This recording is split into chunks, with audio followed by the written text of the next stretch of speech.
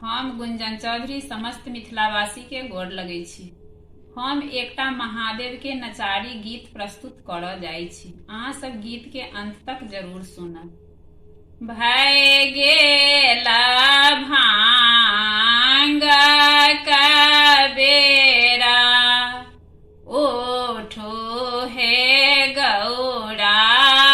भय गेला भांग का बेरा, उठो हे गौरा। हमें कोना उठो भोला, गणपति सुतल अछि कोरा। हमें कोना उठो भोला, गणपति सुतल अछि कोरा। आचर बिछाए दिया, गणपति सुताए दिया। आचर बिछाए दिया, गणपति सुताए दिया। पीसी दिया भांग का गोला, उठो हे गौरा। पीसी दिया भांग का गोला, उठो हे गौरा।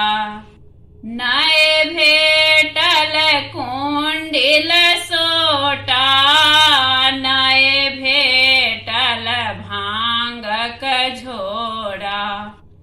नए भेटल कुंडिल सोटा, नए भेटल भांग का झोरा।